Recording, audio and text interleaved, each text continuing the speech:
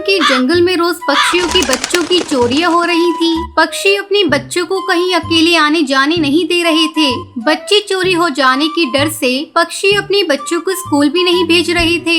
वही टुनटुनी चिड़िया और बंटी कबूतर अपनी बच्ची लूसी को भी इसी डर से स्कूल नहीं भेजते हैं। एक दिन लूसी अपने आंगन में खेल रही थी।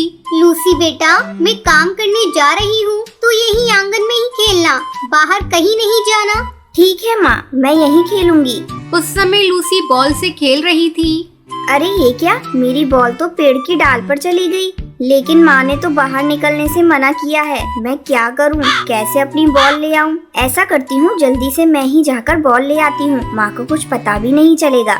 लूसी बॉल लेने के लिए पेड़ की डाल पर चली जाती है। तभी उसके पास एक अनजान कौवा आता है। बेटा, क्या तुम्हारे पापा घर पर हैं? मैं उन्हीं के ऑफिस में काम करता हूँ, मुझे उनसे कुछ काम है। बेटा, ये चॉकलेट लोगी? नहीं अंकल जी, मैं अनजान लोगों से चॉकलेट नहीं लेती। लेकिन बेटा, मैं तो अनजान नहीं हूँ, मैं तो तुम्हारे पापा के ऑफिस में काम करता हूँ। तुम्हें मुझसे डरने की कोई जरूरत नहीं है। चॉकलेट लो और खाओ, तब तक मैं तुम्हारे पापा से मिलकर आता हूँ। लूसी को चॉकलेट देखकर लालच आ जाता है और वो उसे खाने लगती है। चॉकलेट खाकर लूसी बेहोश हो जाती है। अब वो कालू कौवा उसे गोद में उठाकर वहाँ से भाग जाता है। टुनटुनी अपने काम में इतनी व्यस्त हो गई थी कि उसे लूसी का ध्यान ही नहीं रहता। जब उसे अपनी बेटी का ध्यान आता है तो वो दौड़कर आंगन में आती है। अरे, लूसी तो यही खेल रही थी, लेकिन यहाँ नहीं है। वो कहाँ गई? लूसी बेटा, लूसी कहाँ हो? यहाँ आओ। टुनटुनी बंटी कबूतर को फोन पर ये सारी बातें बताती है। बंटी कबूतर दौड़ा दौड़ा घर आता है। टुनटुनी, तुम इतनी लापरवाह कैसे हो सकती हो? तुम्हें तो पता है जंगल में कितने चोर पक्षी घूम रहे हैं, इसीलिए तो मैंने लूसी का स्कूल जाना बंद किया था। अब मैं क्या करूँ, कहाँ ढूंढूं अपनी बेटी को? नहीं जी, ये गलती मुझसे हुई है। मेरी लापरवाही की वजह से मेरी बच्ची गायब हो गई। अब मैं ही उसे ढूंढ कर लाऊंगी। अब टुनटुनी चिड़िया पागलों की तरह जंगल के पक्षियों से लूसी के बारे में पूछने लगती है। भाई साहब, आपने मेरी बच्ची को देखा है? नहीं बहन, मैंने किसी बच्ची को नहीं देखा। तभी टुनटुनी को वहाँ से एक कौवी आती हुई दिखाई देती है। बहन जी, आपने किसी पक्षी को एक बच्ची को ले जाते हुए देखा है? हाँ बहन, मैंने एक काले कौवे को इधर से जाते देखा और उसके साथ एक छोटी सी बच्ची भी थी। अभी वो ज्यादा दूर नहीं गया होगा। टुनटुनी जल्दी जल्दी उस काले कौवे को पकड़ने के लिए जंगल की तरफ जाती है। थोड़ी देर तक भटकने के बाद टुनटुनी चिड़िया को एक कौवा लूसी को ले जाता हुआ दिखता है। टुनटुनी चिड़िया उसके पास जाती है और उससे कहती है, अरे ओ काले कौवे, आप मेरी बेटी को लेकर कहाँ जा रहे हैं? बेटी? किसकी बेटी? कौन बेटी? ये मेरी बेटी है। इसकी तबीयत खराब है और मैं इसे डॉक्टर के पास ले जा रहा हूँ। तुम मेरी बेटी की चोरी करना चाहती हो? जल्दी हटो मेरे रास्ते से। मुझे अपनी बेटी को लेकर जल्दी डॉक्टर के पास पहुँचना है। तुम झूठ बोल रहे हो। घर पर इसके बाबा का रो रो कर बुरा हाल हो रहा है। ये मेरी बेटी है, इसे मेरे हवाले कर दो। दोनों ही उस बच्ची को अपनी बेटी बता रहे थे। उन दोनों की लड़ाई देखकर जंगल के पक्षी वहाँ पर इकट्ठा हो जाते हैं। अरे तुम दोनों लड़ाई क्यों कर रहे हो? तुम दोनों इसे अपनी बेटी बता रहे हो? मेरी बात मानो, तुम दोनों चलो मेरे साथ। पास में ही एक बाबा जी हैं, वो तुम्हारी इसमें सहायता कर देंगे और जिसकी बेटी होगी उसे मिल जाएगी। तभी चोर कहता है, हाँ चलो भाइयों चलो। वो सभी उस बाबा के पास पहुँचते हैं। टुनटुनी चिड़िया उस बाबा के पैरों में गिर जाती है। बाबा, मैं एक दुखी माँ हूँ। आज मुझे अपनी ही बेटी को अपनी बेटी साबित करना पड़ रहा है, लेकिन ये चोर मेरी बेटी को अपनी बेटी बता रहा है। बाबा, मुझ पर रहम कीजिए और एक माँ को उसकी बेटी से मिला दीजिए।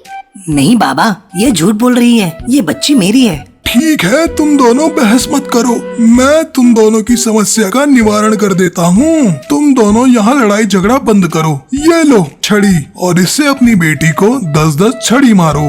कालू कौवा बाबा के हाथ से छड़ी ले लेता है और लूसी को पीटने लगता है। मुझे चोट लग रही है, मत मारो, मुझे चोट लग रही है। लेकिन चोर लूसी को 10 छड़ी पीटने के बाद ही रुकता है। फिर वो छड़ी टुनटुनी चिड़िया लेती है, लेकिन वो लूसी को नहीं मारती। बाबा तुरंत समझ जाता है ये बच्ची टुनटुनी की है। बाबा लूसी को टुनटुनी चिड़िया को दे देता है। उसके बाद जंगल के पक्षी कालू कौवे पे हमला कर देते हैं और उसे पुलिस के हवाले कर देते हैं। कालू कौवे के जेल में आने के बाद पुलिस उससे पूछती है, अरे ओ कौवे, तूने बहुत पक्षियों के बच्चों की चोरी कर ली है। बता, और पक्षियों के बच्चे कहाँ हैं? पुलिस के डर से कालू कौआ सब सच बता देता है। मुझे माफ कर दीजिए, मैं ही और पक्षियों के बच्चों को दूसरे जंगल में रहने वाले कसाई चील को बेचाता था। कालू कौवे के सब सच बताने के बाद पुलिस सारे पक्षियों के बच्चों को आजाद करा देती है और कालू कौवा और कसाई चील को उसके किए की सजा मिल जाती है।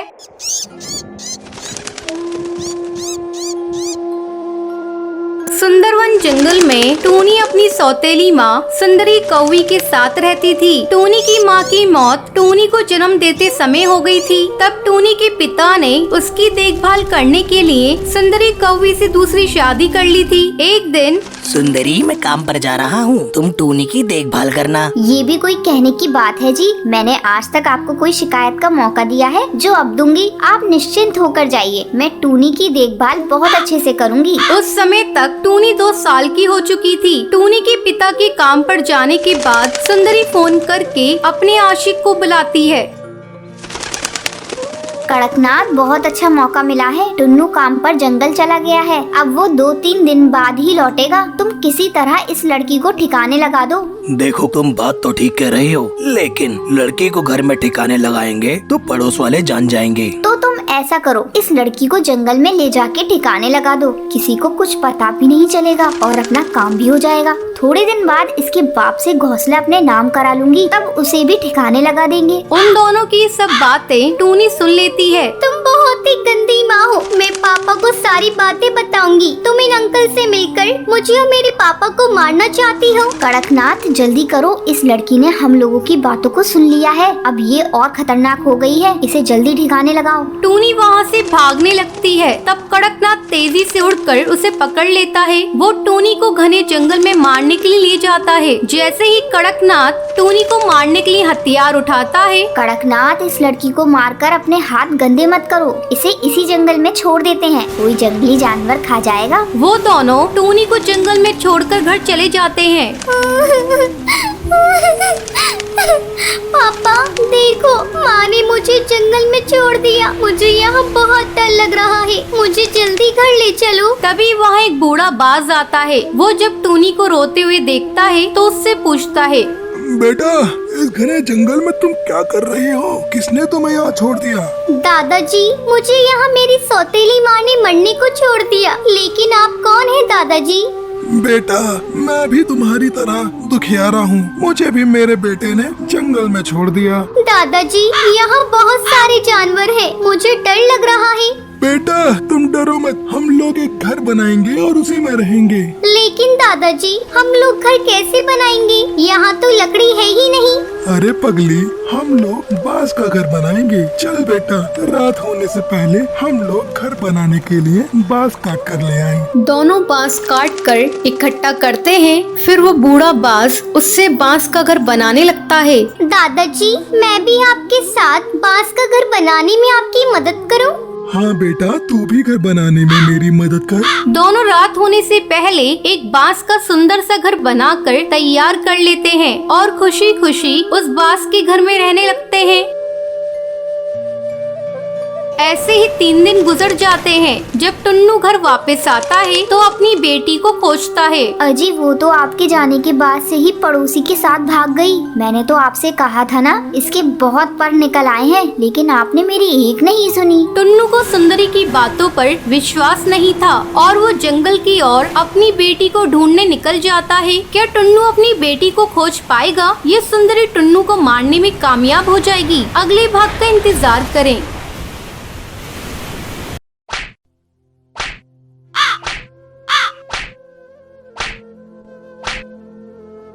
एक जंगल में टुनटुनी चिड़िया अपने पति बंटी कबूतर के साथ रहती थी। गर्मी के दिन शुरू हो गए थे। एक दिन टुनटुनी चिड़िया 2 अंडे देती है। दोनों पति पत्नी अंडे की बहुत ही सावधानी से देख रेख कर रहे थे। ऐसे में टुनटुनी बंटी कबूतर से कहती है, अजी सुनते हो, गर्मी अब धीरे धीरे बढ़ रही है। हम लोगों ने तो इतने दिनों तक इस घास फूस के घोंसले में अपना जीवन काट लिया, लेकिन अब तो हमारे इन अंडों से हमारे बच्चे कुछ ही दिनों में बाहर आ जाएंगे। इस गर्मी को मेरे नन्हे नन्हे बच्चे कैसे सहेंगे? बच्चों को गर्मी न सताए, इसके लिए हमें अभी से कुछ उपाय करने होंगे। तुम ठीक कह रही हो, इस बार गर्मी कुछ ज्यादा ही पड़ रही है, लेकिन कुछ समझ नहीं आ रहा है इस गर्मी से बचने के लिए क्या करूं। खैर तुम चिंता मत करो, मैं कुछ न कुछ उपाय करता हूं। तुम भी सोचो, शायद हम दोनों के दिमाग में कुछ न कुछ आइडिया मिल जाए। इस तरह दोनों अपने बच्चे को लेकर परेशान थे। वो अपने बच्चे को जरा भी तकलीफ होने देना नहीं चाहते थे। ऐसे ही कुछ दिन गुजर जाते हैं और एक दिन टुनटुनी के बच्चे अंडे से बाहर आ जाते हैं। टुनटुनी अपने प्यारे प्यारे बच्चों को देखकर बहुत खुश हो रही थी। देखो जी, अपने बच्चे कितने प्यारे हैं, किसी की नजर ना लगे। इतना कहकर टुनटुनी अपने बच्चों को प्यार करने लगती है। एक दिन जब बंटी कबूतर भोजन की तलाश में जा रहा था, तभी उसे एक तालाब दिखाई देता है। अरे वाह, कितनी ठंडी ठंडी हवा चल रही है, गर्मी का तो नामो निशान नहीं है। मैं आज ही टुनटुनी को जाकर ये बात बताऊंगा, फिर हम लोग यही अपना घोंसला बनाकर अपने बच्चों के साथ रहेंगे। ये सोचकर बंटी कबूतर बहुत ही खुश हो रहा था और खुशी खुशी घर आकर ये बात टुनटुनी को बताता है। उसकी बातें सुनकर टुनटुनी भी खुश हो जाती है। ठीक है जी, मैं कल ही आपके साथ उस जगह को देखने जाऊंगी। अगले दिन टुनटुनी चिड़िया बंटी कबूतर के साथ उस तालाब पर जाती है। वो इधर उधर देखती है। आपने बिल्कुल ठीक कहा था जी, यहाँ पर तो बहुत ही ठंडक है। तभी टुनटुनी की नजर तालाब के पास पड़ी मिट्टी पर जाती है। वो खुशी से चिल्लाकर कहती है, इधर देखो जी, यहाँ कितनी सारी मिट्टी पड़ी है। तुम्हें पता है मिट्टी का घर कितना ठंडक देता है? गर्मी में हम इसी मिट्टी से अपना मटका घर बनाएंगे। उसकी ये बातें सुनकर बंटी कबूतर कहता है, अरे टुनटुनी, तुम्हारे दिमाग का तो कोई जवाब नहीं, तुम्हारा आइडिया तो बहुत अच्छा है। फिर दोनों मिलकर अपना मटका घर बनाते हैं और फिर बच्चों के साथ तालाब के किनारे वाले पेड़ पर रहने लगते हैं। इधर जंगल के पक्षी भीषण गर्मी से परेशान थे। एक दिन कालू कौवा तालाब पर पानी पीने जाता है। अरे ये क्या, यहाँ टुनटुनी चिड़िया तो मटका घर बनाकर आराम से रह रही है। वो टुनटुनी चिड़िया के मटके घर के पास जाकर आवाज लगाता है, टुनटुनी बहन, अरे ओ टुनटुनी बहन, तुम तो बहुत ही चालाक निकली। तुम यहाँ तालाब के किनारे मटका घर बनाकर रह रही और मैं वहाँ गर्मी से जल रहा हूँ। तुमने हम पक्षियों के साथ अच्छा नहीं किया। तुम मेरे लिए भी एक ऐसा ही मटका घर बना कर दो। अगर तुमने ऐसा नहीं किया तो मैं तुम्हारा मटका घर तोड़ दूंगा। कालू भैया, ये तुम कैसी बातें कर रहे हो? अगर तुम्हें भी यहाँ रहना है तो तुम भी अपना मटका घर बना कर रहो। तुम्हें किसने रोका है? तुम्हें तो पता है मेरे छोटे छोटे बच्चे हैं, मेरे पास इतना समय नहीं है मैं तुम्हारे लिए मटका घर बना कर दूं। तू कान खोल कर सुन ले चिड़िया, अगर तूने मेरा मटका घर नहीं बनाया तो इसका अंजाम तू भुगतने के लिए तैयार रहना। तुम्हें तो पता है मैं कितना खतरनाक हूँ। कोई भी मेरे काम को करने से मना करता है तो मैं उसका नामो निशान मिटा देता हूँ। अभी तो मैं जा रहा हूँ, 2 दिनों बाद आऊँगा, उस समय मेरा मटका घर तैयार मिलना चाहिए। इतना कहकर कालू कौवा वहाँ से चला जाता है। क्या करूं? कुछ समझ में नहीं आ रहा है। लगता है मुझे अब कालू कौवे का मटका घर बनाना ही पड़ेगा। अब टुनटुनी चिड़िया धीरे धीरे मिट्टी इकट्ठा करती है और कालू के लिए एक मटका घर बनाती है। 2 दिन बाद कालू कौवा फिर से आता है। क्यों रे टुनटुनी, तूने मेरा मटका घर बना दिया? हाँ कालू भैया, वो देखो मैंने तुम्हारा मटका घर बना दिया है। कालू कौवा अपने मटके घर में जाकर बहुत खुश हो जाता है। आहा, इस मटके घर में तो बहुत ही ठंडक है। अब तो मुझे भी गर्मी नहीं लगेगी। अगर मैंने इस चिड़िया को इतना डराया नहीं होता तो ये मेरा मटका घर बनाकर नहीं देती। इस तरह कालू कौवा अपने मटके घर में रहने लगता है। जब जंगल के पक्षी को ये बात पता चलती है तो वो भी अपना मटका घर बनाकर खुशी खुशी वहाँ रहने लगते हैं। ये सब देखकर टुनटुनी चिड़िया बहुत ही खुश हो जाती है और सभी के साथ मिलजुल कर रहने लगती है।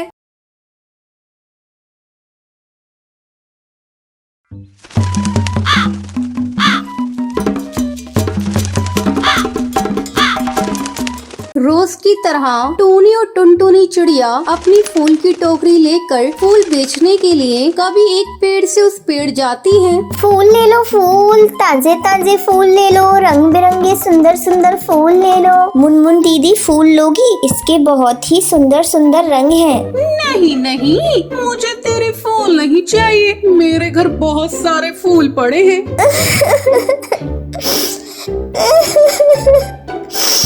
दीदी एक फूल ले लो ना, सुबह से मेरे एक भी फूल नहीं बिके हैं। मैं आपको सस्ते में फूल दे दूंगी।